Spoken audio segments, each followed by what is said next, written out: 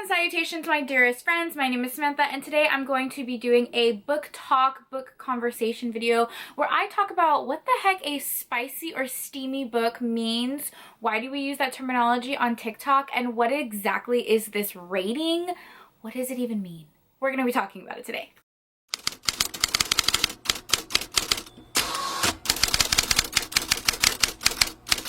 Hello, how are you? Welcome back to my channel, and welcome back to one of my book talk videos.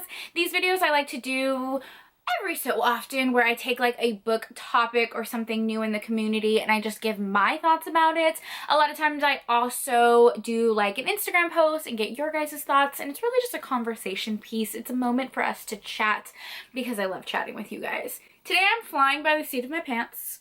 I took a really long nap earlier today and now I'm not tired. And it's like almost midnight. So I'm like, hey, let's film a video. And you know what I really wanted to talk about? Spicy books. Steamy books. What does that mean? I see this terminology used so much on TikTok, and if you're a romance reader, you probably already know what I'm talking about. If you are on BookTok at all and you're just scrolling through, there's a lot of BookTok accounts that use a chili pepper rating or like a fire rating to basically describe the steam level, describe the explicit content in the romance book. And a lot of people like specifically look for those ratings and use it as like a determining factor if they're going to read the books or if they're interested in the books. So I kind of just wanted to talk about that because there's a lot of discourse, especially between like BookTok and BookTube, TikTok and YouTube, on like the verbiage that is being used. I know a lot of booktubers do not like when books are described as like spicy books. They don't like the chili pepper. It kind of annoys them. And we're just gonna talk about it, okay? We're just gonna talk about it. I've talked quite a bit about book talk on my channel on... Hello! You're gonna trip. Wait. Oh my goodness. Oh goodness me. Oh goodness me. My nephew decided to interrupt my video. Oh, and a baby. Yeah. He sees himself on the monitor. And a baby. Que guapo baby. Your hair looks crazy, child. Alright, bye-bye. Thank you for joining us, sir. Appreciate your TED Talk. Sorry, we had a special guest. I don't remember what I was talking about, but I have talked about TikTok quite a lot on my channel. I love BookTok. I think it is a great resource for new readers to find recommendations. I think it also is really good to see romance be so openly expressed and loved on. In some cases, it does really help with the stigma against romance to kind of bring that down and really show how many romance readers there really are and how happy romance books make a lot of people. So I love that. I also think that TikToks are a little bit more attainable because you can get like 7-12-second videos of quick recommendations versus watching like a 30-minute booktube video. People get so creative with different edits and sounds and trends, and I think it's so unique in that way. But obviously there are downsides as well, which we will talk about. Like I said, the spicy rating is kind of a creator basically giving you a rating on how steamy, spicy, sexy a book is. And I feel like a lot of younger book talkers, kind of like my age and a little bit younger, tend to use this rating. And what does that mean? What does it mean? So here's the thing with ratings in general, and what's so interesting about the book community and rating books, everything is subjective. Literally everything is opinion based. There's no 1 to 10 scale that someone can use that will be the same across the board. Everyone is going to have a different opinion because we are all unique in what we like to read, in what our favorite tropes are, and what we personally think is steamy. So I feel like this rating sometimes can be a little misleading. I'm going to be completely honest, and let me tell you why. You give something like 2 chili peppers, 3 chili peppers. What exactly does that mean? Because I'm gonna be honest, I do read some steamy novellas, and I feel like sometimes my version of what's steamy is vastly different than like TikTok's version of steamy, because I've seen like some books where people are like saying it's the sexiest book they've ever read in their entire life, then it literally has like 1 or 2 on-page sex scenes. And I'm like, okay. Again, it is all subjective, and we're talking about steamy. Like, what type of kinks are we talking about? Because there are so many kinks. Are we literally just talking about on-page sex scenes? Are we talking about like lust and that slow burn tension? Going deep into kinks like BDSM, blood play, breath play. Like, what is the rating here? What is the bar here? And I feel like so much is left to interpretation that it's kind of hard to really judge if a book is steamy just from like a 7-second video and a couple chili pepper ratings. I feel like if you follow someone consistently and you know what types of books they normally read, then yes, that rating is helpful because it's unique to them and you know what is steamy to them, so then you can kind of judge based on their other videos. But if you're just like scrolling through TikTok and someone puts like a couple chili peppers, what does that mean? You know what I mean? Like, what are we talking about? What kind of steam is happening here? Probably like the only person who is thinking so much in detail, but whatever. Also, I really don't think that a lot of people understand the difference between a romance novel and an erotica novel and like a smutty novel. Because I see the word smut being thrown around very frivolously, in my opinion. Here's the thing, a romance book can have explicit sex scenes in it. It can have multiple explicit sex scenes in it. But the main plot of the book is either the character's relationship or they have like a subplot. But there is a main essential plot. There is world building, there is character development. It focuses on the character's relationship and maybe what they're going through in that moment. And that could be the same for like historical romance or fantasy romance or anything like that. Erotica and smut, those type of books, is basically banging is the plot. Sex is the plot. There's not a lot of external conflict. There's not a lot of plot or world building. There's not even really a lot of character development. It's really just like a sexy, steamy time between the characters. There can be some emotional development. There can be some happily ever after, but mainly the book is really just them banging. And I feel like that's the key difference. Just because this book has sex in it does not mean that it's erotica or smut. And I feel like that word just gets thrown around very loosely. Like, I see so many people, like, for example, I'm not like talking bad about this book whatsoever, but it's an example because a lot of people like it. The Sarah J Maas series, Fae fantasy series, a lot of people call them like fairy porn or smut. And it's like, to me, that book really is not smut because it definitely has a plot. That book is huge. Those books are huge. There are plenty of characters, plenty of character development, world building. It is a romance novel. It's not necessarily smut versus like a 40-page sexy novella from Jessica Cain where it's like an age gap romance and all they do is like bang in the 40 pages. You know, like there's a difference. There is a clear, definitive difference, and I feel like TikTok kind of like muddies those two things. One thing I will say though is I don't mind when a book is described as smut or steamy or spicy. A lot of booktubers don't like that terminology. I don't know if they find it juvenile or misleading like I mentioned before, but okay, I'm gonna be really honest. I feel, okay, this might be a little controversial, but we're just having a conversation here.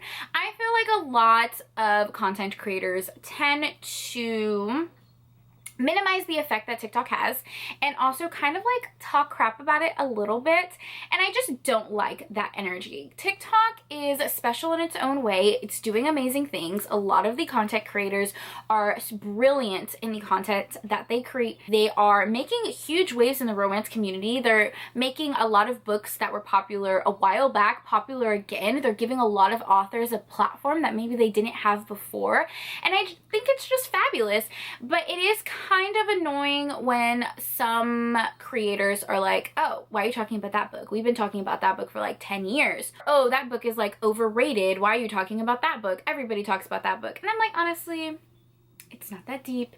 It's just books. Everyone discovers books at a different place in a different age, and we have a new generation of younger romance readers discovering books for the first time. So like, just because you read it 10 years ago does not make it any less valid for them to be reading it now. And also, I understand people getting annoyed of the same books being recommended like over and over again, but they're popular for a reason. People like them for a reason. So if they're being talked about a lot, it's because it's good. It's because a lot of people are relating to it in some type of way. Because a book is popular doesn't necessarily make it overrated.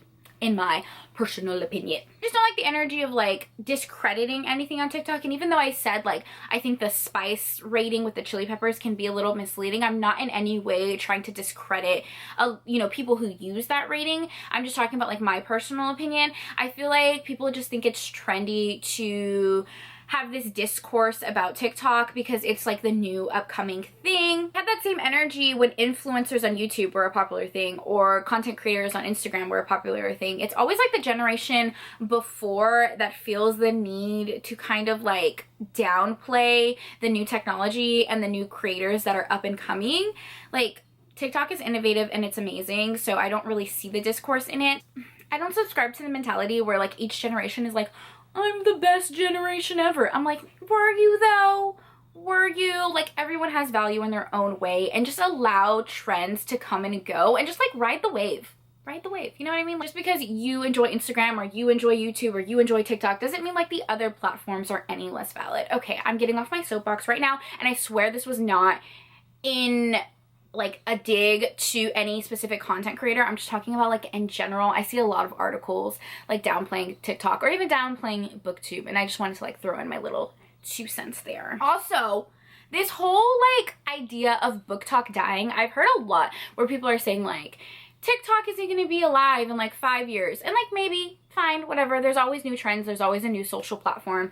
But a lot of people were saying like BookTok is dying and it's lame because of the same books are being recommended over and over again. And I just want to say, if you're seeing the same books over and over again, that's because that's the content that you're liking. Your For You page is curated based on the videos and the people that you follow and like. Are you making an effort to follow diverse content creators? Are you? Are you making an effort to try to read outside of your favorite core authors and your favorite core genres? Are you making an effort to support small content creators?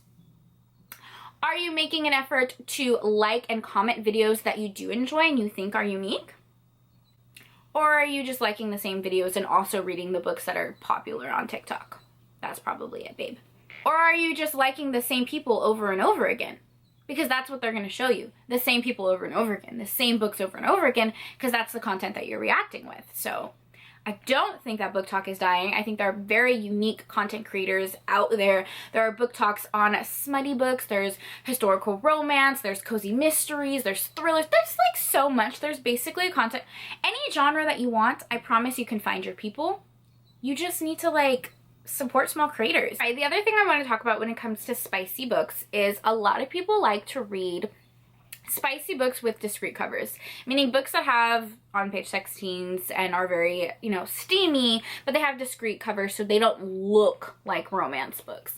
Now, I feel like I've talked about illustrated covers and discreet covers quite often on my channel, and it is absolutely no secret that I am not a fan of them. I am a fan of romance covers that look like romance covers, that have clinch covers, that has a couple embracing or kissing or something that is very obvious that it's a romance book. Hold on, someone's FaceTiming me. Basically what I was saying, I am a huge fan of like books that are very obviously a romance book. The best one I can describe is Indigo. This is my favorite cover ever, obviously. I talk about it all on my channel. But like, beautiful clinch cover, beautiful artwork, very obvious this is a romance book. You cannot mistake it for anything else. These are the type of covers that I tend to reach for. I'm not a fan of illustrated covers or discreet covers. An example would be something like this. Actually, I kind of like this cover a little bit because orange and green are my favorite, but I digress. Anyways, like these books are romance books, and I do like both of these authors, but like when you look at them, they could be women's fiction, they could be contemporary, they could be romance. Like, they're a little bit more discreet, not so obviously romance books. A lot of people tend to like them because, I don't know why. I see no reason to like these books. Oh my gosh, I'm sorry. No, I do. I do see some value in them. A lot of people don't like the books with clinch covers because they think they're cheesy. Whatever. Like, these are a little bit easier to maybe read in public and not have people judge them. And for me, I just don't give a fuck. I do not care. I read books in public all the time. I read consistently every day in my break room, and I don't care if people think I'm reading a romance or what they think about it. And the thing is honestly, it's just books. Like, the world keeps on turning. I have seen a lot of people have really poor comments about romance and have like a stigma about romance. But when I'm reading in public, never have I ever had someone look at me and be like, ew, you're reading a romance. Now I think less of you. Like, no, never. Sometimes they ask what I'm reading and I say it's a romance book and then we move on. The wheels keep on turning, the world keeps on spinning, life keeps on moving. It's really not that big of a deal. But what I don't understand with these Discreet covers is, all right, this again might be a little bit controversial, so don't get mad at me, but you have these TikTok accounts that are like solely romance accounts or solely talking about books that are smutty and steamy on a public platform where anyone can find their videos, family members, co-workers, friends, people on the street. The point of posting these videos is for people to see them. So I'm like, if you are posting on a public platform where literally you just have to search your name and it's that easy to find you, what's the purpose of having like a Discreet cover? Because like you're not hiding that you're a romance reader, and like your family and friends can obviously find your account because it's a public platform. So like at that point, like who cares if it's a Discreet cover? I don't know. So one thing that can also be kind of misleading with like a very quick video is I feel like a lot of times with these TikTok videos, they pick the one sex scene in the book, and like pick, you know, the steamiest line and like use that for the video and make it seem like the whole book is like that. But then you read it and you're like, wow, that 7-second video was like all the steam that was actually in the book. Like a lot of times people will say a book is smutty and a book is steamy, and there's literally like one sex scene on page. So like I said, it's just up to interpretation. That might be very steamy for someone who's just getting into the romance genre and is maybe used to reading like YA or contemporary fiction, women's fiction, and isn't used to seeing those scenes in a book, and they're like, oh, this is really spicy, this is really awesome. But for someone who is really well versed in the romance genre and reads all types of different subgenres like BDSM, Omegaverse, that tend to be very steamy, they're like, oh, this book isn't steamy at all. It has only one sex scene. So it's like, again, everything is up to interpretation. But I guess that's book reviews in general, right? We came full circle. Do I mind this steamy rating? No, I don't actually mind people saying steamy, spicy, smutty, whatever verbiage they want to use. I just think you have to take it with a grain of salt because everything is up to interpretation. Just because someone rates a book 5 stars doesn't necessarily mean it's the best book ever. Doesn't necessarily mean that you're going to enjoy it. That was just their personal reading experience. Oh my god, it was so funny though. One time I went book shopping with Lacey from Lacey Book Lovers. I love her. And we went book shopping and we were in the romance section, and right next to the romance section was the YA section. And for some reason, Sarah J. Maas was in the YA section. I feel like she's more adult romance, but whatever. I walked up to it and she was with her friend. She's like, have you read this series? It's so good. I'm so embarrassed that I like it because it's steamy. It's like 3 pepper levels or something like that. Just her wordage was so funny. You could very much tell that she watches TikTok. But it did make me very sad that she said that she was embarrassed to like a romance book, and she made it seem as if like the romance book was cheesy and had no value because it had sex in it. And it's just like really sad that a younger generation feels embarrassed of reading books that make them happy. I've always been under the mindset that romance books are not guilty pleasures. You don't need to feel embarrassed reading them, because you should never feel guilty about something that brings you pleasure and happiness, especially when it's not harming anyone. I think it's very healthy to have open discussions about sexuality and about happily ever afters. I don't think there's anything cheesy about it. I don't think there's anything unprofessional or cringy about reading about them in public. I have literally done work meetings sitting in front of my bookshelves where all my romance books are proudly displayed, and I have never had a single person say anything about it that wasn't online. It's just my opinion. In general, I am a huge fan of TikTok and the content that those lovely creators make. I'm a huge fan of steamy, spicy books as well. I just think maybe my version of a steamy, spicy book is a little bit more intense than a lot of creators on TikTok. But let me know what verbiage you like. What do you think of TikTok? What is a spicy, steamy book that you recommend so I can read it? Give me some recommendations. And I hope you guys are enjoying your day. Thank you so much for taking time out of your day to spend time with me.